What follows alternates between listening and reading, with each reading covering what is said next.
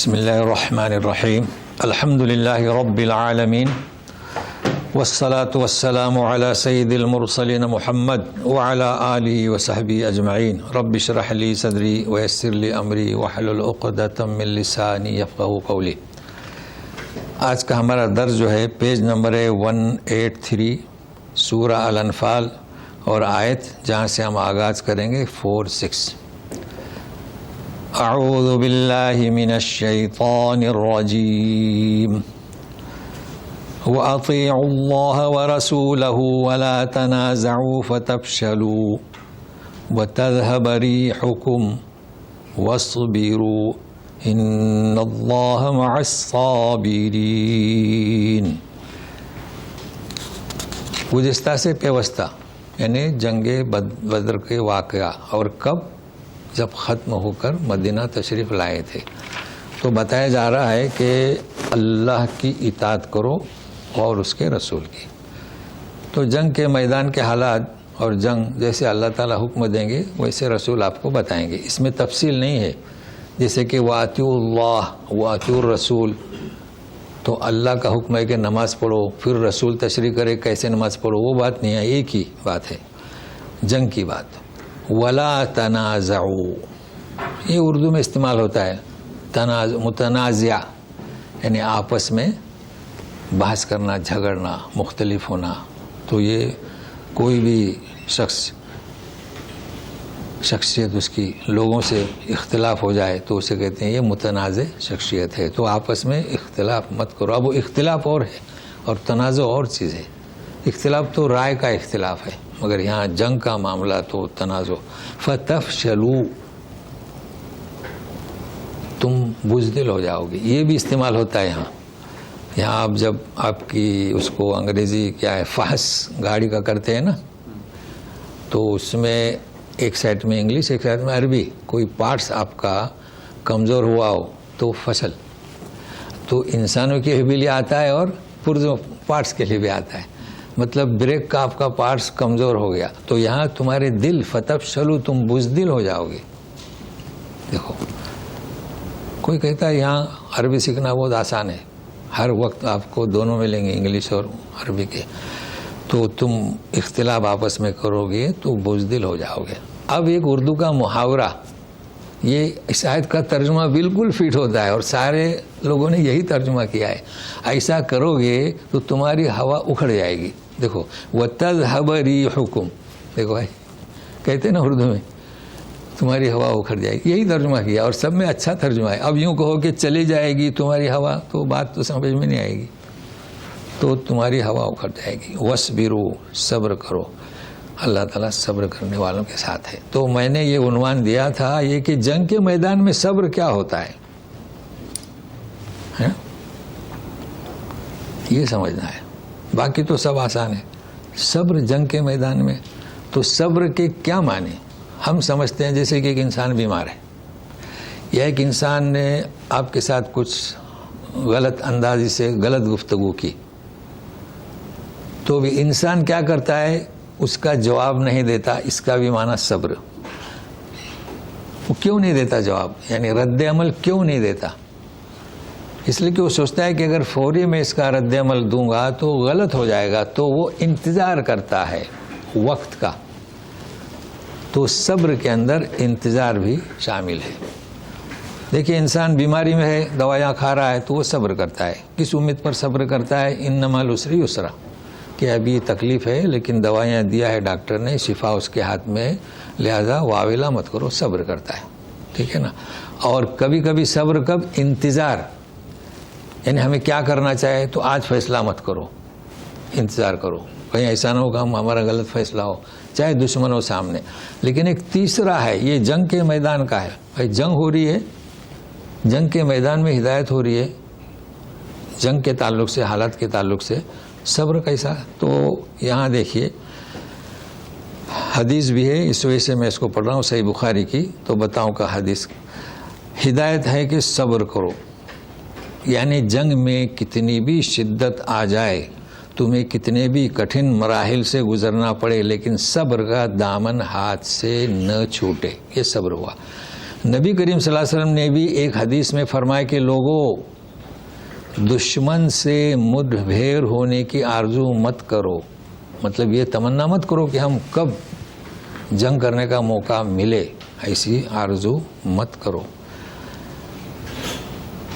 اللہ سے عافیت مانگا کرو، تاہم جب کبھی دشمن سے لڑائی کا موقع پیدا ہو جائے تو صبر کرو، یعنی جم کر لڑو. یہ ہے صبر کے معنی. دیکھو معنی میں فرق ہو گیا نا. تو یہ اس لیے میں نے نوٹ کیا بخاری کتاب الجہاد. تو اس کے معنی صبر کے معنی صبر جو ہم سمجھتے ہیں، صبر کے معنی انتظار، اور صبر کے معنی جمنا. اب ہم آگے چلتے ہیں. وَلَا تَكُونُوا كَالَّذِينَ خَرَجُوا مِن دِيَارِهِمْ بَطَرًا وَرِئَاءَ النَّاسِ وَيَصُدُّونَ عَن سَبِيلِ اللَّهِ وَاللَّهُ بِمَا يَعْمَلُونَ مُحِيطٌ. اور مت ہو جاؤ ایسے لوگوں کی طرح جو نکلے اپنے گھروں سے بطرا اور ریا الناس، دو چیزیں ہیں، اور تیسرا وَيَصُدُّونَ عَن سَبِيلِ اللَّهِ. اب یہ کب سمجھ میں آئے گا کہ یہ کون لوگ تھے؟ تو بطرا مصدر ہے اکڑنا، اترانا. تو یہ جو قافلہ ابو سفیان کا اور سامنے مسلمانوں کا اور مکے سے قافلہ نکلا وہ ہے. وہ کیسے نکلے تھے؟ ارے یہ تو مسلمان کو اکڑتے ہوئے اور لوگوں کو دکھانے کے لیے، اور مقصد کیا؟ اللہ کی راہ سے لوگوں کو روکیں. تو یہ بطرا یہ مصدر ہے. یہ کلام پاک میں بھی استعمال ہوا ہے. سورہ قصص 58 وَكَمْ أَهْلَكْنَا مِنْ قَرْيَةٍ بَطِرَتْ مَعِيشَتَهَا، بطیرت معیشتها. کتنے لوگ اپنی معیشت پر اتراتے تھے، اکڑتے تھے. تو یہ بطرا کا لفظ ہے. آپ سورہ قصص میں دیں گے، دیکھیں کیسے پڑھا جائے گا. بطیرت، بطیر یبترو. اور ریا الناس، اور لوگوں کو روکتے تھے اللہ کی راہ سے. واللہ بما یعملون محیط. تم جو کچھ بھی یعنی وہ لوگ جو کچھ بھی کرتے ہیں اللہ تعالیٰ اس کا احاطہ کیے ہوئے ہیں. اب ایک چیز ہم آپ کو یہاں بتاتے ہیں،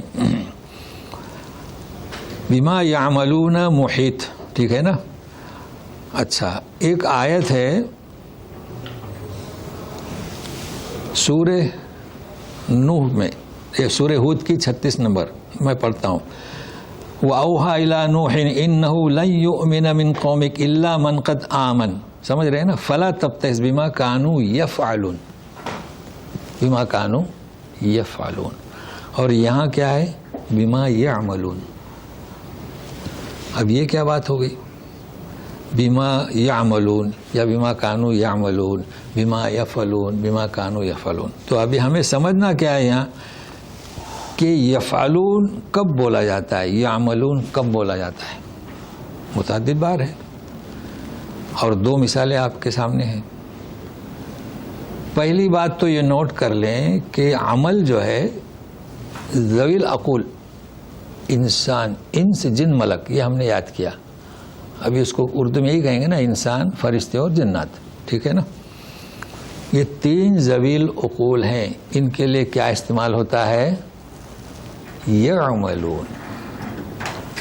اور جو بغیر ذوی العقول ہیں ان کے لیے کیا استعمال ہوتا ہے؟ یفعلون. ایک چیز یہ مطلب ہے کہ پوری تحقیق میں نہیں بتا سکتا آج، لیکن ہے کہ آپ ذہن میں رکھیں. مطلب ہے کہ جو اعمال صالحہ ہیں اور جو کام ہے، جیسے کہ یہ فعل میں آئے گا دنیا کا کام. لیکن یہاں سمجھنا یہ ہے کہ نوح علیہ السلام کے جو مذاق اڑاتے تھے وہ لوگ تھے، ان کے لیے یفعلون کہا جا رہا ہے. وہ غیر عاقل نہیں تھے، یہ سمجھنا ہے. اور یہاں بھی یہ لوگ تھے، انہیں یعملون کہا جا رہا ہے. تو ایک فرق آج ہم آپ کو بتائیں گے. چونکہ جو نوح علیہ السلام کے مقابلے میں تھے وہ ذوی العقل تھے، مگر کیا تھے؟ گزشتہ آپ پڑھ چکے ہیں، کمثل الکلب، کمثل الحمار، کل انعام. وہ جو حرکت کر رہے تھے کہ تم کشتی کہاں بنا رہے ہو زمین پر، وہ حیوانوں کی طرح بات کر رہے تھے، جانور جیسے کہ عقل نہیں ہے، ایک نبی ہے وہ، اس لیے وہاں کیا کہا جا رہا ہے بما کانوا یفعلون. تو بس یہ ایک فرق میں نے بتایا، اور دوسرا ہے کہ اعمال صالحہ اور جو دنیا کے کام ہے اس کے دونوں میں فرق ہے، تو اسے نوٹ کر لیں. اب ہم آگے چلتے ہیں.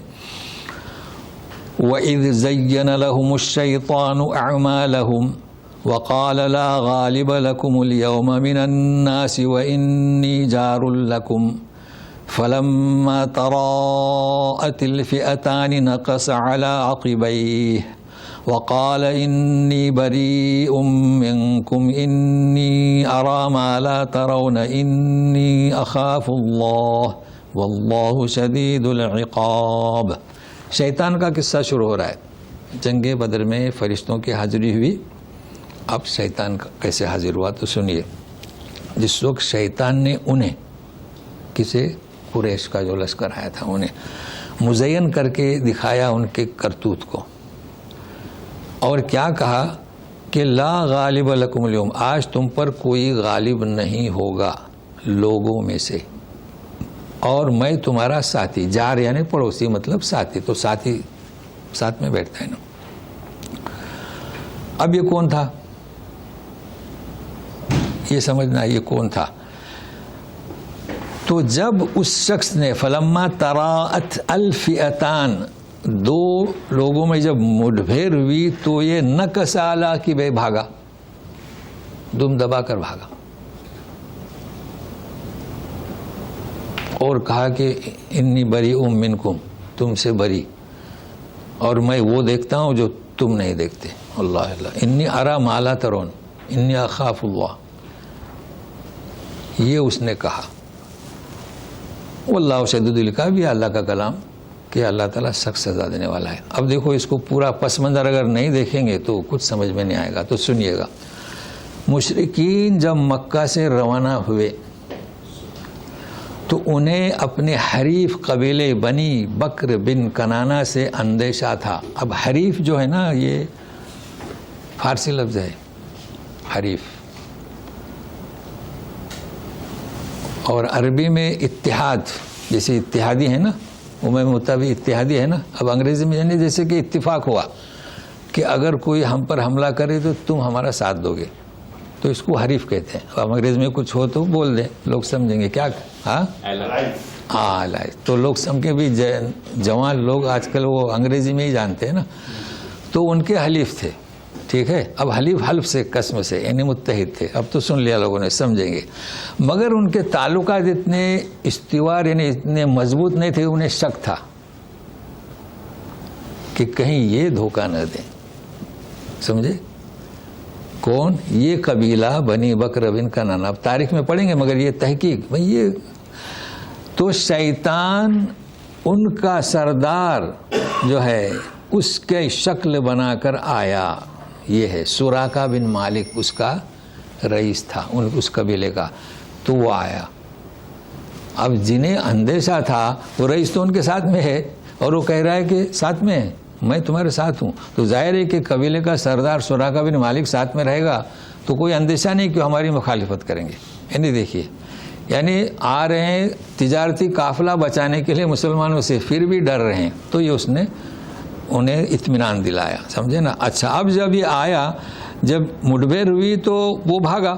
نکص علی عقبیہ، ابھی نکص کو سمجھیں گے لیکن پہلے قصہ سمجھ جائیں. اس نے فرشتوں کو دیکھا. اب جب فرشتوں کو دیکھا کہ فرشتے اتر رہے ہیں تو نکص علی عقبیہ ہے، بھاگ گیا، الٹا گھوم گیا، الٹا پھرا، اور کہا کہ میں تو تم سے برات چاہتا ہوں، میں دیکھ رہا ہوں جو تم نہیں دیکھ رہے ہو، میں اللہ سے ڈر ہے، چلا گیا ہوں. ختم ہو گیا. اور یہ تو اللہ تعالیٰ فرماتے ہیں واللہ شدید العقاب. اب یہ نکص کیا ہے؟ نکص ایک دیکھو، نکص کے معنی الٹا پھرا. موسیٰ علیہ السلام نے سانپ دیکھا تو واللہ مدبرا ولم یعقب، وہ بھی بھاگے پیچھے، ہے نا. اور یرجع، لوٹے. لیکن یہاں استعمال ہوا ہے نکص، نکص ینکسو. تو رجع کے معنی اور ہیں، نکص کے معنی اور ہیں. اور رجع کے معنی کیا؟ ہم یہاں سے لوٹیں گے، ہے نا. ہاں، یہاں سے لوٹیں گے. اور واللہ یعنی اس چیز سے اس نے منہ موڑ لیا، لیکن کل ہدایت مل سکتی ہے. نکس وہ ایسا بھاگا کہ وہاں آنے کا سوال ہی پیدا نہیں، تو اس میدان کو چھوڑ کر بھاگا. اس ہاں جی سر پڑ بھاگا، ہاں یا ہے کہ دم دھوا کے بھاگا خلاص. تو یہ اس کے لیے لفظ نکس کا استعمال ہوتا ہے، اور بھی استعمال ہوا ہے دوسری جگہوں پر کہ قوموں نے جب چھوڑ دیا تو تنکسون، نکس ینکسو تنکسون، ایسا لفظ استعمال ہوا ہے. بہرحال یہ قرآنی لغات ہیں اور ہم کوشش کرتے ہیں آپ کو بتائیں. تو یفلون کے بارے میں بتایا، اور یہ ابھی نکس ینکسو. تو اور یہ حقیقت ہے اس کی، اس شیطان کی، کہ وہ تو فرشتوں کو دیکھا اس نے اور وہ چلا گیا. اچھا اب اگلی آیت شروع کرتے ہیں. اذ يقول المنافقون والذين في قلوبهم مرض غر هؤلاء دينهم ومن يتوكل على الله فإن الله عزيز حكيم. اس آیت کو ہمیں خوب اچھی طریقے سے سمجھنا ہے. یہ آیت ہے کیا اصل میں؟ دیکھیے اس کا ترجمہ کیا ہے. ترجمہ یہ ہے کہ جب منافقین نے کہا، اور جن کے دل میں مرض ہے انہوں نے کہا، کیا کہا؟ کہ ان لوگوں کو ان کے دین نے گمراہ کیا، غر دھوکے میں ڈال دیا. اب یہ تو اللہ کا کلام ہے نا، وَمَن يَتَوَکَّلْ عَلَى اللَّهِ فَإِنَّ اللَّهَ عَزِیزٌ حَکِیم. اب یہ کیا منافقین یہاں کیسے آ گئے؟ تو اسے سمجھنا ہے. دیکھیے یہ جو لیکچر دیتے ہیں نا، کچھ تفسیریں ایسی ہیں جو بغیر تحریری طور پر ہیں، بغیر تحریر، اس میں تو وہ اس کو منافقین کی طرف لے جاتے ہیں، جبکہ پہلے میں بیان کر چکا ہوں منافقین جو ہے کب شروع ہوئے ہیں. اس جنگ بدر میں جب کامیابی ہوئی اور جنگ احد کا مسئلہ آیا تو انہیں خوف تھا کہ مسلمان جیتیں گے تو مسلمانوں کے ساتھ ہیں، مشرکین جیتیں گے تو مشرکین کے ساتھ ہیں. یہ کیا ہے، یہ کیا مطلب ہے اس کا؟ تو اس سلسلے میں ایک آیت ہے، دیکھیے آپ کو شاید یاد ہوگی. اس میں یہ مکہ کے مشرکین جنہوں نے ہجرت، جو ایمان لائے اور ہجرت نہیں کی، یاد ہے نا، ہجرت نہیں کی، مکہ میں وہ ایمان لائے وہیں رہے. باقاعدہ آیت ہے ان لوگوں کے سلسلے میں، شاید میں یہاں نوٹ کیا ہوں، میں بتاؤں آپ کو. اب جب ہجرت ہوئی تو وہ لوگ نہیں آئے، وہ وہیں پر پڑے رہے. اب وہاں پر پڑے رہے، آپ جانتے ہیں مشرکین کے ساتھ پڑے رہے، جنگ بدر میں بھی اس میں بھی ان کے ساتھ میں تھے. ہاں اب کیا کریں گے بھائی، مکہ میں ہو، بتوں کی پوجا نہیں کرتے تھے، مکہ میں ہو، مگر ان کے ساتھ آنا پڑتا تھا. تو ایسے لوگوں کے بارے میں یہ آیت ہے کہ تم کہاں تھے، کل قیامت میں کہیں گے کیا اللہ کی زمین وسیع نہیں ہے، باقاعدہ حکم ہوا ہے.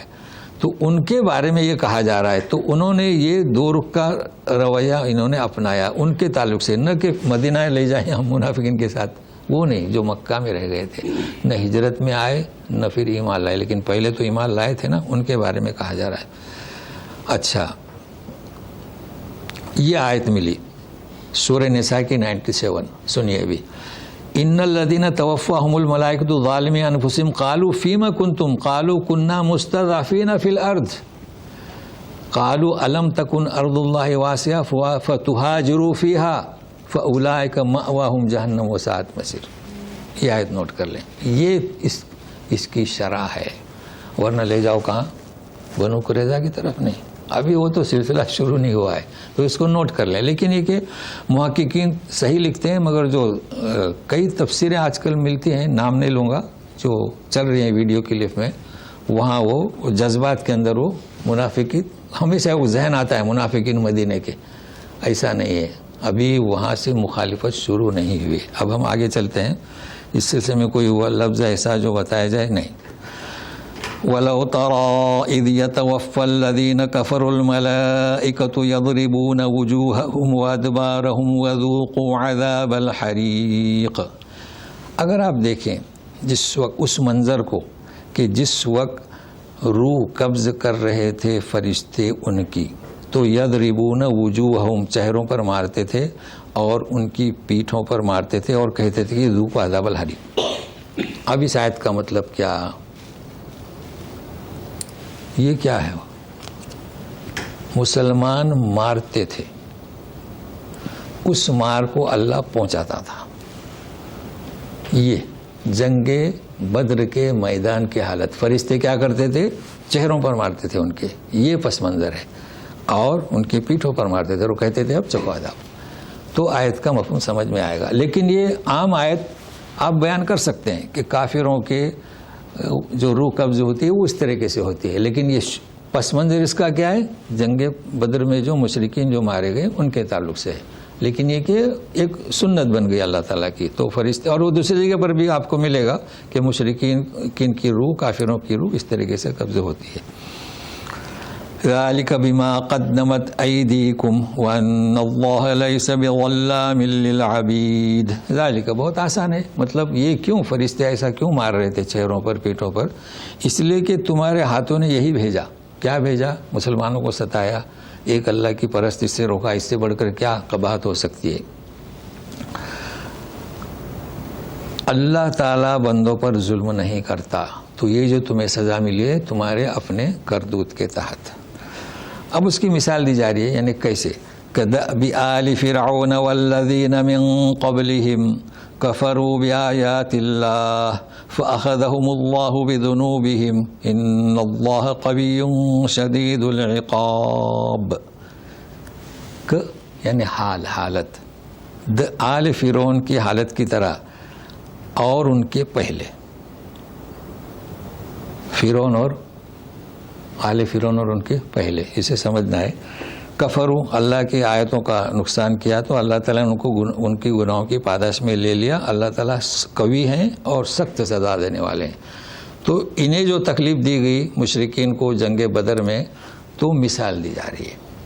مگر کہا کیا جا رہا ہے؟ جو لوگ میرے درس میں تھے، میں نے سلسلے نسب بتایا تھا نا، کہ نوح علیہ السلام سے آدم علیہ السلام تک، پھر لوگوں کا سلسلہ ابراہیم علیہ السلام تک، اور ابراہیم علیہ السلام کا نقشہ جو ہے وہ حضرت اسماعیل سے. یہ دوسرا یہ بھی بتایا تھا کہ زبان کون سی تھی، بھائی سریانی اور عبری، اور پھر تو میں نے کیا عربی. تو یہ کون تھے؟ اور یہ بھی بتایا تھا کہ شعیب علیہ السلام کے تعلق سے لوگ غلط فہمی کا شکار ہیں. سمجھے نا؟ شعیب علیہ السلام پرانے لوگوں میں سے ہیں. شعیب یعقوب، اسحاق و یعقوب، اور پھر یعقوب کی اولاد کہاں گئی؟ مصر میں آئی. تو شعیب تو اس سے پہلے کے ہیں، تو ان کو موسیٰ علیہ السلام سے جوڑتے ہیں لوگ، جبکہ وہاں تفسیر میں شعیب علیہ السلام کا نام ہی نہیں ہے. الی مدینہ یہ بھی بتایا تھا. تو یہ پہلے والے کون سے؟ فرعون اور اس کے پہلے والے، قوم عاد اور قوم سمود، ان کو پہلے. لوط بھی آزر کے ساتھ پہنچتے ہیں، تو سلسلے نسب تو یہ مراد ہیں پہلے والے.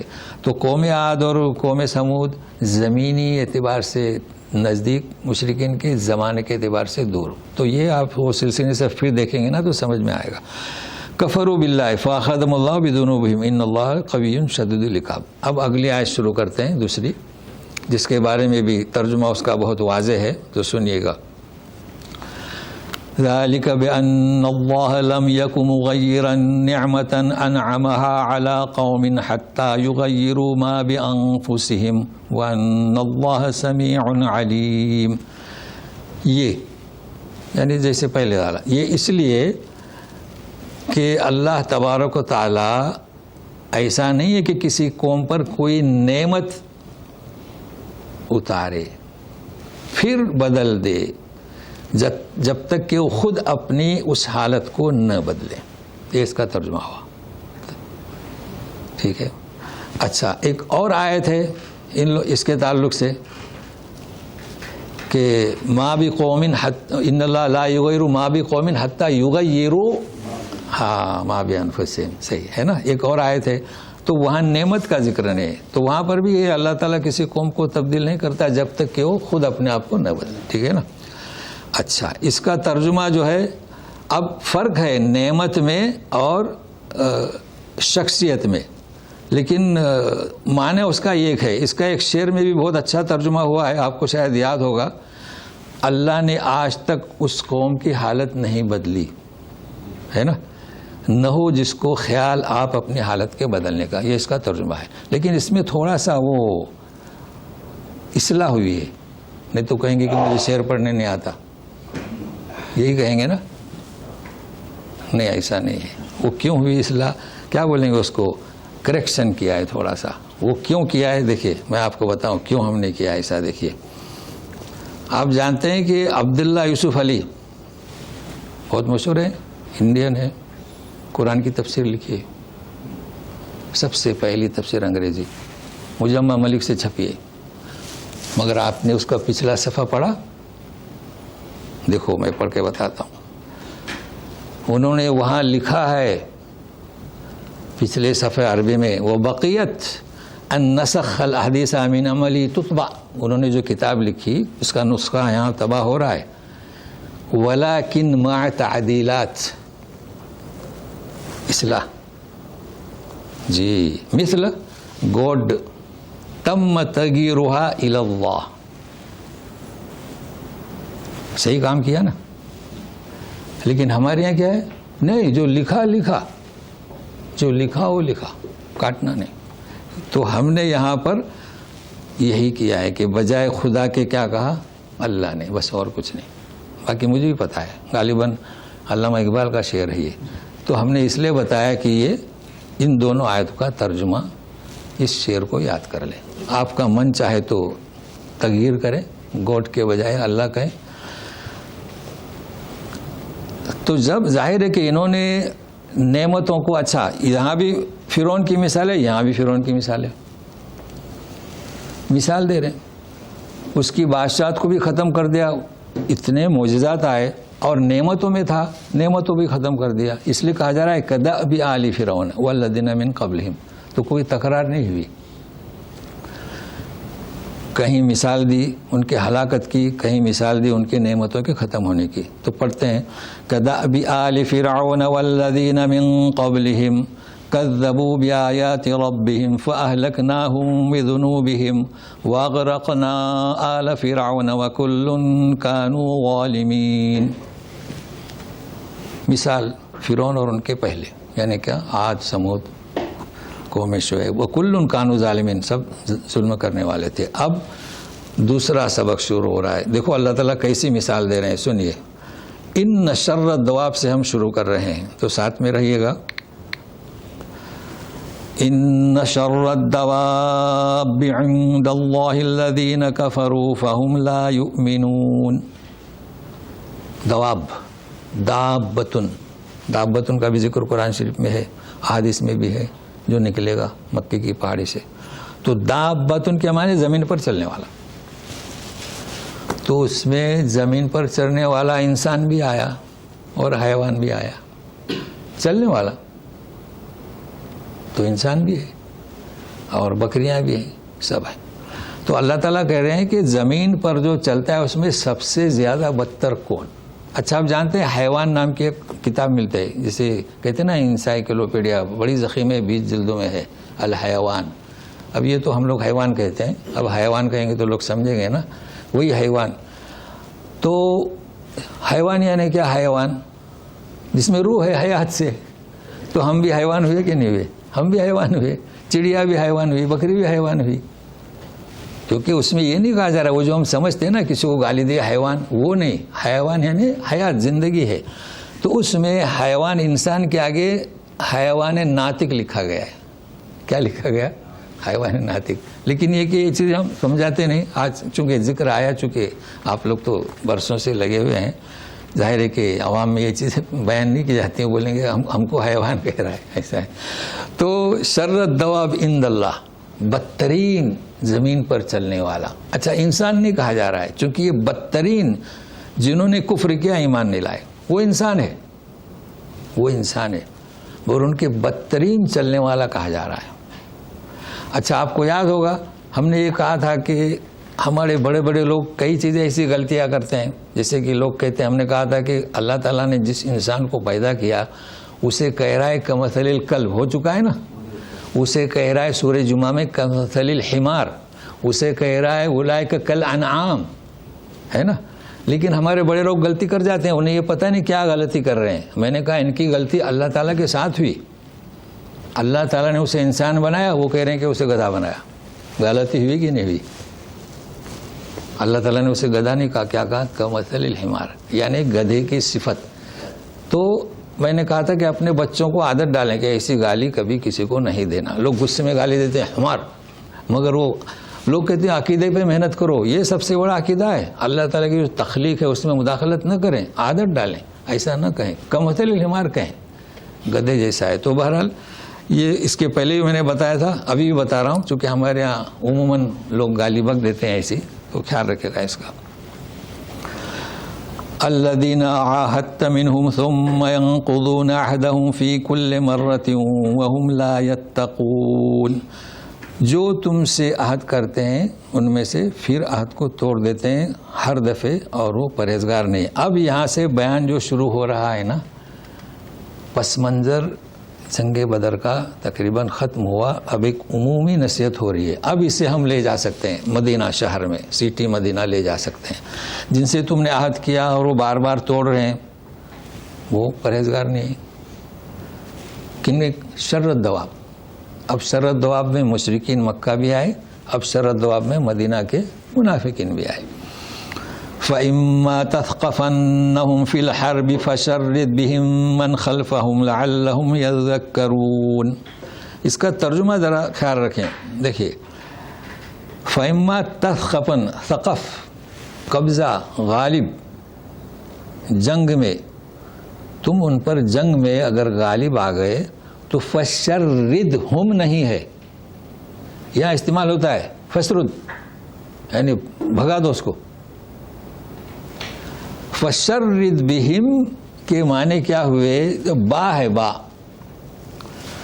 مطلب چلو پہلے فَشَرِّدْهُمْ کا معنی کرتے ہیں, چونکہ اگر با ہٹائیں گے تو پھر ہم ہوگا, جیسے با کی وجہ سے ہم ہے. فَشَرِّدْهُمْ, انہیں تم ایسا مارو کہ بھگا دو, ان کو بھگا دیا. اگر با نہیں لگائیں گے تو پھر من خلفہم کے معنی کیا؟ معنی فائدہ مند نہیں ہوں گے. اب کیا با کیا کرے گا؟ ان کو ایسی مارو. فَشَرَّدْ بِهِمْ, یعنی جو ان کے پیچھے ہیں ان کو بھی بھگا دو. یہ با کی وجہ سے معنی ہوئے. جیسے بتلایا تھا نا, ذہب اللہ, یعنی اللہ گیا نہیں, ذہب اللہ بنورہم, ہے نا, نور کو لے گیا. تو یہ با کا کرشمہ, با کا سمجھنا بہت ضروری ہے. ان کو ایسی مارو تو ان کو جب ماریں گے تو ان کے ذریعے سے بہم من خلفہم, وہ بھی ڈر جائیں گے اور بھاگیں گے. تو یہ ترجمہ کا خیال رکھنا. باقی تفاسیر میں ترجمہ بالکل صحیح ہے, بس سمجھنے کی کوشش کرنا ہے. تو یہ اب کس کے بارے میں ہو رہا ہے؟ ہر جنگ کے میدان میں, سمجھے نا, کوئی بھی جنگ ہو تو جب آپ قبضہ کرو تو انہیں پھر بخشو مت. اب یہ کیوں کہا جا رہا ہے؟ دشمنوں کے ساتھ جنہوں نے روکا, جو مخالفت کر رہے تھے, عہد کو توڑ رہے تھے. اچھا, اب اگر دیکھیے ان کے ساتھ کیا رویہ اختیار کریں گے, یہ عہد کو توڑ رہے ہیں, تو سنیے گا. وَإِمَّا تَخَافَنَّ مِن قَوْمٍ خِيَانَةً فَانبِذْ إِلَيْهِمْ عَلَى سَوَاءٍ. اب دیکھو یہ علی سوا آ نہیں پڑھ سکتے کیونکہ دو زیر ہیں, جبکہ سورہ نساء میں نساء آ, کیوں؟ وہاں دو زبر ہیں. تو ہمیشہ دو زبر الف میں تبدیل ہوتا ہے, دو زیر نہیں اور دو پیش نہیں. یہ تجوید کا قاعدہ. اچھا, علی سوا, ان اللہ لا يحب الخائنین, ان اللہ لا يحب الخائنین, خیانت کرنے والوں کو اللہ پسند نہیں کرتا. دھیان دے ترجمے کے لیے. اگر آپ کو ڈر ہے کسی قوم سے خیانت کرنے کا, یعنی جو عہد کیا نا, خیانت کر دی, فَانبِذْ, پھینک ان کی طرف وہ عہد برابر. اب سمجھ میں کیا آتا ہے؟ جیسے کہ انہوں نے عہد توڑا, تم بھی توڑو. نہیں, اگلی آیت سننا ہے. فَإِنَّ اللَّهَ لَا يُحِبُّ الْخَائِنِينَ, اللہ تعالیٰ خیانت کرنے والوں کو پسند نہیں کرتا. اس کا مطلب یہ ہوا کہ تم سے یوں نہیں کہا جا رہا ہے کہ تم بھی عہد کو پھینک دو, ان کی طرح دھوکہ دے دو, نہیں. تو پھر اس آیت کا مطلب کیا؟ یعنی انہوں نے عہد توڑا دھوکے سے, تم بھی دھوکے سے توڑو, یہ مفہوم ہو ہی نہیں سکتا. کیوں؟ تو آگے کیا ہے؟ اللہ تعالیٰ پسند نہیں کرتا. تو کیا مطلب؟ سوا کس میں؟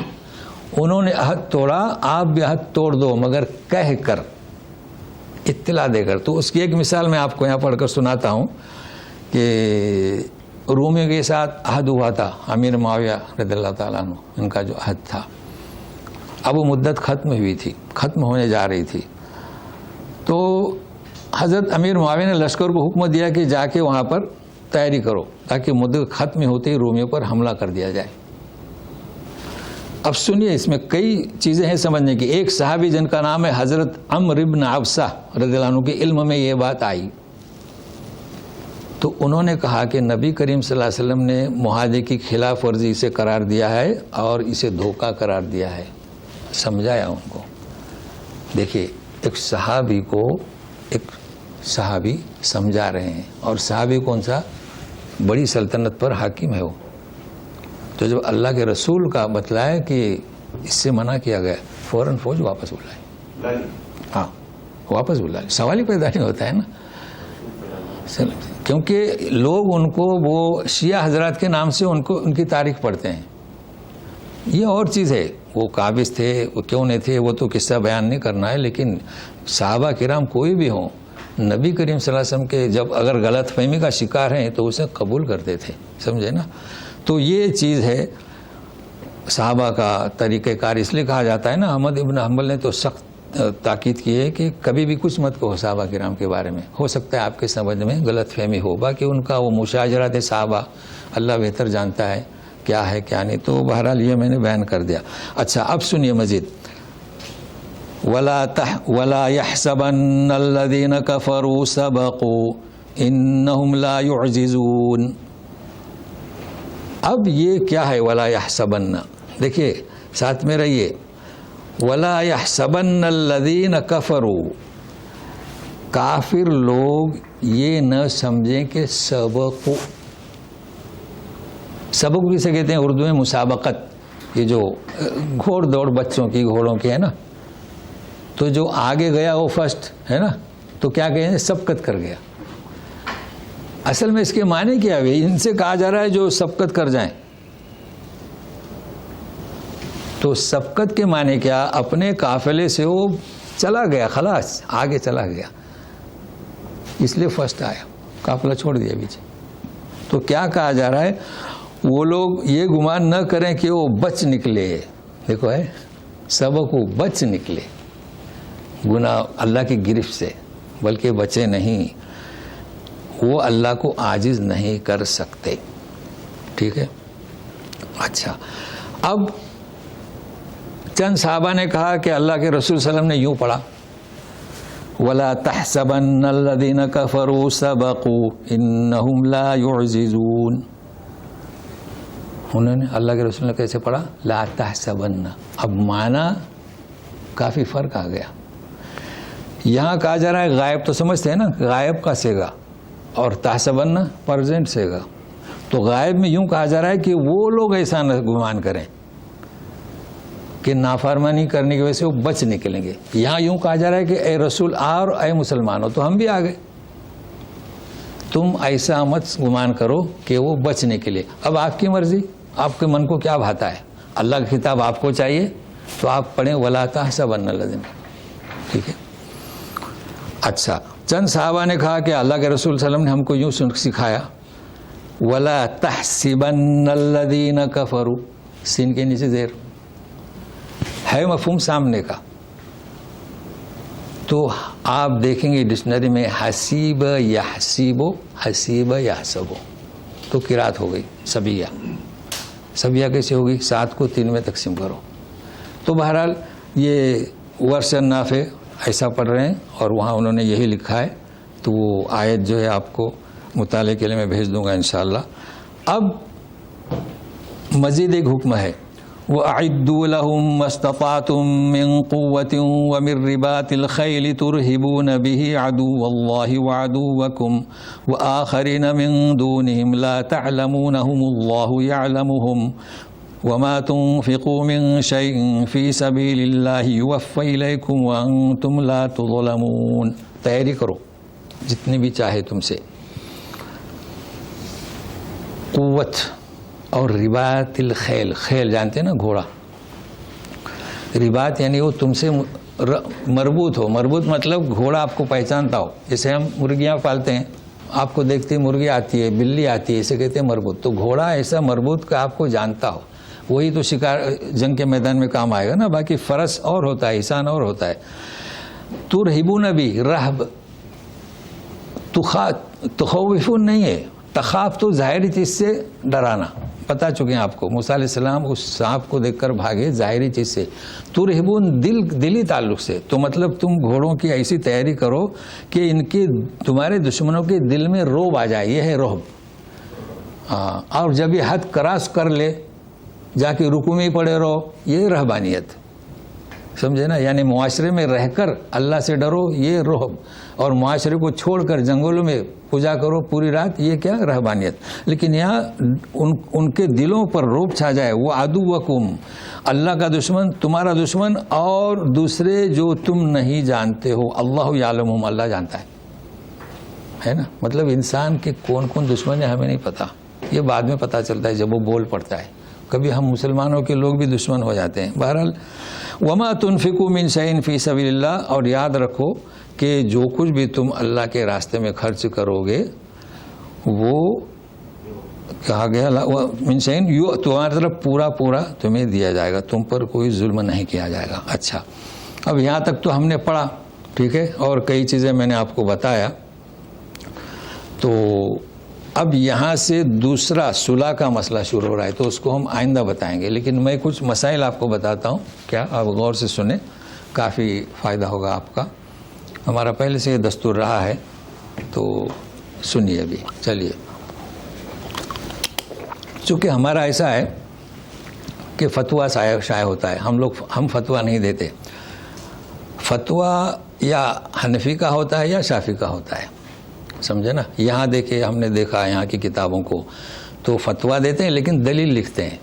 تو میں جیسے آپ سے سوال کر رہا ہوں، بہت اہم ہے، آپ سمجھیں اس کو. آپ ظہر کی نماز کے لیے گئے، ٹھیک ہے،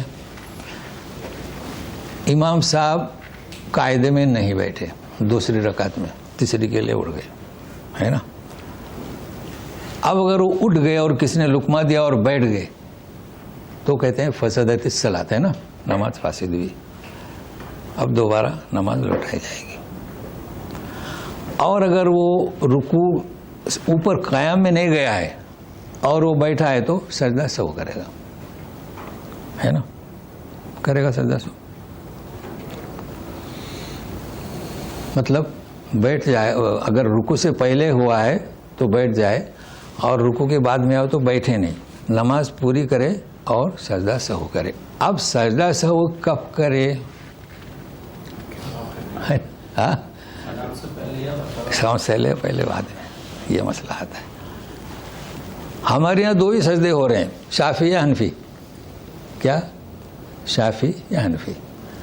شافعی حضرات سلام پھیرنے کے بعد کرتے ہیں یا سلام سے پہلے کرتے ہیں؟ حنفی حضرات سلام پھیرنے کے بعد کرتے ہیں. یہی چل رہا ہے. ہم ایسا فتویٰ، یہاں کے لوگ ایسا فتویٰ نہیں دیتے. تو وہ شخص کب سلام پھیرے گا؟ چونکہ وہ ایک چیز کی کمی ہوئی ہے تو سلام سے پہلے سجدہ کرے گا. آگے نا سمجھ میں؟ بات صاف ہوگی. شافعی نہیں، شافعی کی بات نہیں کر رہا ہوں، لیکن ابھی یہ مستحکم نہیں ہوگا. ابھی اور ایک مثال، ظہر کی نماز آپ پڑھ رہے ہیں، پانچویں کے لیے اٹھ کھڑے ہوئے ہو. کس کے لیے؟ پانچویں کے لیے. چونکہ میں آپ کو بتاتا ہوں یہ مسئلہ بڑا مشکل ہے، تو پھر وہ لوگ میرے پاس آتے ہیں. پانچویں کے لیے اٹھے، لوگوں نے لقمہ دیا اور نہیں بیٹھے، بیٹھنا چاہیے تھا کہ نہیں چاہیے تھا؟ اب کیا ہوگا؟ سب پہلے چلو بیٹھ گئے، لوگوں نے لقمہ دیا ہو، بیٹھ گئے، سلام پھیریں گے. اب وہ سجدہ کریں گے. اب کب کریں گے؟ سلام کے بعد. پہلے ہم نے کیا کہا تھا؟ سلام کے پہلے. اب کب کریں گے؟ سلام کے بعد. شافعی حنفی کی بات نہیں ہو رہی ہے. کیوں؟ اس لیے کہ پہلے خامی ایک کم ہوا نا، تو آپ سجدہ شروع کرو سلام سے پہلے، وہ اس کی تلافی کرے گا، معاف کرے گا. اور یہاں آپ اٹھے ہیں زیادہ ہوا ہے، اب آپ زیادہ ہوا ہے پھر سلام سے پہلے 2 سجدے زیادہ کرو، تو زیادہ نہیں، سلام پھیرو، السلام علیکم، سجدہ کرو. بات واضح ہوئی نا. اب یہاں امام صاحب غلطی کر جاتے ہیں، کوئی بات نہیں، غلطی کر جائے تو نماز ہو جاتی ہے، سمجھے نا. لیکن آپ کو معلوم ہونا چاہیے نا کہ یہ پہلے کیوں بعد میں کیوں. ہمیں صرف اتنا پتہ ہے کہ شافعی اور حنفی، تو شافعی حنفی کا سجدہ نہ کرے. ایسے کوئی بات کچھ بری تو نہیں لگ رہی ہے نا، میں تو سچ کہہ رہا ہوں نا جی، سمجھ رہے ہیں نا. اچھا، اب سوال یہ آتا ہے کہ یہ قاعدہ آپ کا چھوٹ گیا تو سجدہ سے کیوں کر رہے ہیں؟ چھوٹ گیا، اس کی کیا دلیل ہے؟ بھائی چھوٹ گیا بھائی. جو شخص چوتھی کے لیے اٹھا اور پھر بیٹھ گیا تو نماز فاسد ہوئی، تو ایسا کیوں؟ یعنی ایسا کیوں نہیں؟ ہاں لیکن سنیں، مگر دلیل کیا؟ کہ دلیل یہ ہے کہ نبی کریم صلی اللہ علیہ وسلم وتر کی نماز کیسے پڑھتے تھے؟ 2 رکعت پہ سلام پھر کے تیسری، یا ہے کہ 3 ایک ساتھ میں، ہے نا، 5 ایک ساتھ میں. تو معلوم ہوا کہ یہ قاعدہ اس رکن میں سے نہیں ہے کہ نماز فاسد ہو گئی. سمجھ رہے ہیں نا. دلیل چاہیے نا بھائی، آپ کیوں کر رہے ہیں؟ وتر میں نہیں کرتے. تو چونکہ یہ فرض نماز ہے اس لیے سجدہ سہو کرنا چاہیے، سمجھے نا. اور وتر کی نماز تو وہاں سے وہ تو ہے، نبی کریم صلی اللہ علیہ وسلم کے عمل سے ثابت ہے. کئی چیزیں واضح ہوئی نا. ایک اور مسئلہ، ایک نے 2، تو ہمارا وقت بھی ہو جائے گا چونکہ بہت اہم ہے. 2 مسئلے اور. آپ نے سجدہ سہو نہیں کیا. اچھا دیکھیے یہاں پر وہ لوگ کیا کرتے ہیں، اللہ اکبر، پھر نیچے. نبی کریم صلی اللہ علیہ وسلم وہ حدیث آپ کو یاد ہے نا کہ آپ نے ٹیکا دیا اور گھوم گئے تھے. ہمارے یہاں گھومنے کی عادت نہیں نا، امام گھوم جاتے ہیں نا. اس وقت کہا گیا کہ نماز کم ہوئی، کیا ہوا؟ تو لوگوں نے پھر بتایا حدیث آپ جانتے ہیں. بولے نہیں آپ بھول گئے، تو آپ سیدھا اٹھے اور نماز پڑھی، ہے نا. تو اب یہ نماز آپ نے پڑھی ہے 2 رکعت. اچھا، اب آپ مسجد کے دروازے تک آئے، مسجد کے، پھر آپ کو یاد آ رہا ہے مجھے سجدہ کرنا چاہے تھا. اب آپ کیا کریں گے؟ سیدھا سجدہ کریں. ہاں، مسجد کے اندر ہے. آپ کو یاد آیا کوئی آپ کو بتایا؟ یا بتایا آپ کو سجدہ، ٹھیک ہے نا. اب گاڑی میں بیٹھ گئے، سبحان اللہ کہیں. سبحان اللہ کہا تو خلاص. کیا کہا آپ نے کہ بھول انسان سے ہوتی، اللہ سے نہیں. سبحان اللہ، اللہ پاک ہے، ختم ہو گئی بات، نماز ہو جاتی ہے. مطلب سجدہ سو کو اتنا، انسان ہوتا ہے، بھولتا ہے، غلطی ہوتی ہے، اکیلا رہتا ہے نا اس وقت گھر میں تو وہ بھول جاتا ہے. اب گھر میں تو ٹھیک ہے، مسجد میں نماز پڑھتا ہے تو بھول جاتا ہے. دروازے میں آنے تک یاد آئے جاؤ، گاڑی میں بیٹھ گئے، ختم، خلاص ختم ہو گیا. لیکن ایک اور چیز، اب سنو اس مسئلے کو، یہ تو آپ سمجھ رہے ہیں، واضح ہو گیا نا. مسبوق جانتے ہیں؟ مسبوق کسے کہتے ہیں؟ مسبوق آج ہی آیا، بچ نکلا. مسبوق یعنی امام صاحب دوسری رکعت کے قاعدے میں ہیں ظہر کے. آپ نے، ہم سب نے کہا اللہ اکبر، ہم سب مسبوق. کیا مقتدی نہیں؟ ابھی انشاءاللہ جمعہ کی نماز کو جائیں گے، اللہ اکبر اللہ اکبر، ہم سب مقتدی. یہاں مقتدی نہیں، مسبوق. ہماری 2 رکعتیں چھوٹی. ابھی غور سے سنیے. امام صاحب 5 رکعت کے لیے کھڑے ہو گئے، اب کیا ہوگا؟ کتنی؟ 5 رکعت کے لیے کھڑے ہو گئے. اب وہ نہیں بیٹھے. ان سے پوچھا کیوں نہیں بیٹھے؟ تو نیم حکیم خطرے جان، نیم ملا خطرے ایمان. انہوں نے کہا کہ ظہر میں کی رکعت چوتھی میں اٹھے تو بیٹھنا نہیں ہے، بیٹھے تو نماز فاسد ہوتی. تو بولے فاسد ہو جائے گی. نیم حکیم خطرے جان. کیوں ایسا؟ یہاں وہ دلیل پیش کر رہا ہے، سمجھے؟ تو یہاں پر میں کچھ بتانا چاہتا ہوں. یہاں پر وہ جو 5ویں رکعت کے لیے جو کھڑا رہا وہ بے بنیاد رکعت ہے. بے بنیاد ہوئی کہ نہیں؟ نماز کتنی پڑھنا ہے؟ 4. وہ رکعت شمار نہیں ہوگی. اس نے 5 پڑھی. کتنی؟ 5. اب آپ کیا کریں گے؟ آپ نے 2 پڑھی اور تیسری اس کے ساتھ پڑھی، وہ کون سی؟ بے بنیاد پڑھی. وہ شمار نہیں ہوگی، آپ کو 2 رکعت پڑھنا چاہیے. یہ دقیق مسئلہ سمجھ رہے ہیں. آپ بولیں گے نہیں وہ تو وہ تو نماز پڑھنے تو وہاں بحث ہونے لگی, آپ نے کیا 1 رکعت پڑھی تو لوگ بولے نہیں میں تو 4 سمجھا, لیکن آپ وہ رکعت کو کاؤنٹ یعنی کیا شمار نہیں کریں گے. کیوں نہیں کریں گے؟ کیونکہ وہ رکعت ہی نہیں ہے, وہ 5ویں رکعت ہے. آئے نا سمجھ میں؟ تو یہ مسئلہ خیال رکھے گا. اب وہ جانے, ان کا حساب جانے. اچھا اب اگر وہ 5 رکعت کے لیے اٹھ رہا ہے, آپ کو معلوم ہے, تو آپ نے بیٹھے رہنا, آپ اس کا فالو نہیں کرنا. اگر 5 کے لیے اٹھ گیا, آپ کو پتا ہے, رہتا ہے نا کچھ لوگ مستحضر رہتے ہیں, آپ نے نہیں اٹھنا اس کے ساتھ. وہ بیٹھے نہ بیٹھے, آپ نے بیٹھے رہنا, انتظار کرنا. کیونکہ اگر آپ نے سلام پھر دی تو پھر وہ خلفزار ہو جائے گا نا. وہ لوٹے گا اور اس کے ساتھ سلام پھیر دینا. آ گیا نا سمجھ میں؟ مسئلہ واضح ہو گیا نا. اب ایک اور مسئلہ, مگر ایسا کیوں؟ تقلید اور غیر مقلد. بھائی کیا کہتے ہیں؟ غیر مقلد. کیا کہتے ہیں؟ مقلد. غیر مقلد. آپ بتاؤ کہ ایک انسان 5ویں رکعت پڑھ رہا ہے, ہم اس کی تقلید کریں گے؟ امام ہے, وہ غلط پڑھ رہا ہے, اس کی تقلید نہیں کریں گے, تو غیر مقلد کیسے ہوئے؟ ہم تو اللہ کے رسول کی تقلید کر رہے ہیں. تو ہم نے نام دے دیا مقلد اور غیر مقلد. نماز میں بھی امام صاحب اگر غلط رکعت اختیار کر رہے ہیں تو وہ رکعت زیادہ ہے, وہ رکعت بے بنیاد ہے, آپ اس کا فالو نہیں کریں گے. یہی فرق ہے تقلید کا اور غیر مقلد کا. غیر مقلد مطلب ہم اندھی تقلید نہیں کرتے, اور مقلد کا مطلب ہم اندھی تقلید کرتے ہیں. جیسے کہ امیر معاویہ کا قصہ بتایا نا. اگر آج کسی سے کہا جائے تو بولیں گے کہ کیا تم سمجھتے ہو؟ امیر معاویہ کا نہیں سمجھتے تھے, وہاں فوج ڈالنا وہ نہیں سمجھتے تھے. مگر وہ ایسا جواب نہیں دیا, انہوں نے خود قبول کر لیا کہ اللہ کے رسول صلی اللہ علیہ وسلم کی حدیث کے سامنے خلاص ہم فوج کو واپس بلاتے ہیں. لیکن آج کیا کہیں گے؟ بولے کیا وہ کیا نہیں سمجھتے تھے؟ آپ سمجھ رہے ہیں؟ تو یہ ہماری کیا اندھی تقلید ہے. لہٰذا اندھی تقلید سے اللہ بچائے. تو میں نے یہ ضروری سمجھا, ابھی آپ کو وقت ہے, آپ کا جو سوال ہوگا, لیکن اس مسئلے کو آپ واضح کر دیا نا میں نے, کیونکہ یہ سوالات میرے پاس آتے ہیں.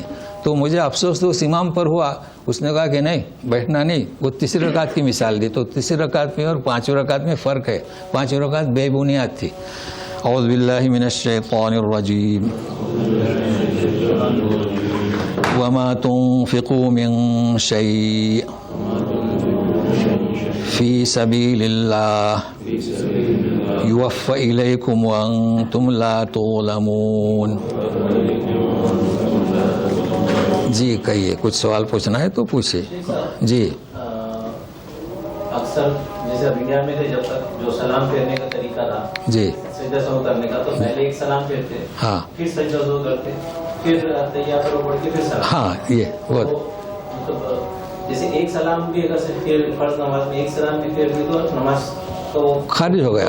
جی جی 2 سلام جو ہے وہ ہوا ہے, لیکن ایک سلام سے بھی نماز ختم ہو جاتی ہے. نماز ختم ہو جاتی. جی تو اب یہاں پہ جو یہ لوگ ہم لوگ وہاں پہ جو کرتے ہیں کہ اتحیات کے پڑھا, درود شریف پڑھا, جی, اس کے بعد دعائے معصورہ پڑھا, اس کے بعد پھر ایک سلام پھیر کے پھر سجدے سہو کیا, ہاں, اور پھر اس کے بعد پورا اتحیات اور پڑھ پھر سلام. یہ غلط طریقہ ہے, یہ طریقہ صحیح نہیں ہے, کیونکہ سجدہ سو اور اس کی تلافی ہو گئی, سمجھے نا. جی چلیے, ہاں نہیں کرنے دو, بات پوری نہ دو, نہیں کہیں. ہاں کہیے. ہاں دوسرا ایک یہ تھا, ہاں کہیے. جیسے کسی کی مغرب کی نماز چھوڑ گئی, ہاں, اب وہ عشاء کی نماز میں مسجد میں عشاء کی جماعت چل رہی ہے, رکعت سے شامل ہوا, جی جی, اس کی تو پہلے اس نے تو پہلے مغرب پڑھنا ہے, ہاں جی, اس کی نیت مغرب کی ہوگی. جی جی. تو اب امام صاحب جب 4تھی رکعت کے لیے کھڑے ہوں گے تو وہ بیٹھا رہیں گا یا کھڑا ہوں گا؟ ہاں, یہ مسئلہ بہت کنفیوز ہوتا ہے, سمجھے نا. یہ مغرب میں تو عشاء پڑھ لیں, چونکہ وہ کچھ حرام نہیں ہے نا, تو عشاء پڑھ لیں اور بعد میں مغرب پڑھیں, کیونکہ وہ سمجھ میں نہیں آتا ہے. سب میں بہتر ہے کیا, وہ چونکہ لکھ دیا ہے, اب نام نہیں لیتا ہوں بار بار کسی کا نام لینا, کہ ترتیب سے نماز فرض ہے یا کہ, لیکن یہ شکل ہے تو آپ مغرب کی تو آپ پہلے عشاء پڑھ لیں بعد میں مغرب پڑھیں, ٹھیک ہے نا. چلیے آپ کیا کہہ رہے ہیں؟ جدے سے جا رہے ہیں مکے, مکے, ان کی نیت عمرہ کرنے کے لیے ہے. اچھا, اور کسی کو اگر ملنا بھی ہے. اچھا ماشاء اللہ. عائلہ ہے اور ان کے ساتھ ایک لڑکا بھی ہے, لیکن جو عائلہ ہے نا وہ تو نیت کر کے جا رہے ہیں, لیکن وہ جو خمار خاص ہے نا وہ عمرے کے لیے ہاں انہیں وہ سر پر نہیں ڈالا. اچھا اچھا اچھا اچھا اور ہاں وہ جو لڑکا ہے اس نے بھی احرام نہیں باندھا. نہیں باندھا. ابھی ادھر جا کے وہ خمار ڈال سکتا ہے, وہ آئرہ عمرہ کر سکتا ہاں ہے. مطلب نیت تو کی نا انہوں نے عمرے کی, ہاں عمرہ کر سکتا ہے, وہ احرام سے گئے نا, صرف خمار نہیں ڈالی تو خمار ڈالے. بس کوئی مشکل نہیں. نہیں کوئی مشکل نہیں. اور اس لڑکے کو کیا کرنا چاہیے؟ لڑکے نے کیا کیا تھا, احرام نہیں پہنا تھا. نہیں احرام نہیں پہنا. ہاں تو اس کو چاہے کہ احرام باندھے. کدھر سے؟ وہاں جہاں ہوگا وہیں سے احرام, نیت سے گیا نا. دیکھو فرق ہے, احرام عمرے کی نیت سے گئے, کیا داخل ہوئے, نقص کیا ہوگا, خمار نہیں, اوڑھنی نہیں. اب وہ لوگ عربی بھی نہیں سمجھتے نا, اوڑھنی نہیں تھی اور کیا تھا, احرام نہیں تھا. تو ان کو چاہے کہ اوڑھنی ڈالیں اور ان کو چاہے کہ احرام پہنے. میقات جانے کی ضرورت نہیں, بہت فائدہ ہے نا, لیکن اس کا دم دے. ہاں اچھا, وہ جو تلبیہ ہے وہ بھی نہیں کی جو لوگ. نہیں تلبیہ تو وہ تو سنت ہے, تلبیہ کا کوئی مسئلہ نہیں, تلبیہ کا کوئی مسئلہ نہیں.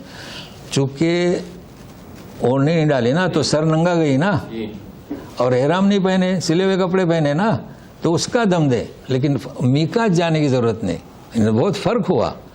جو آدمی بغیر احرام کے جائے, نہیں بغیر احرام کے نہیں, نیت ہی نہ کرے, آ گیا مکہ پہنچ گیا, اسے چاہے کہ میقات پہ واپس جائے. دیکھو بہت فرق ہے. لوگ جدہ آتے ہیں اتر جاتے ہیں, نہ احرام نہ نیت, ان کو میقات پر واپس بھیجتے ہیں ہم.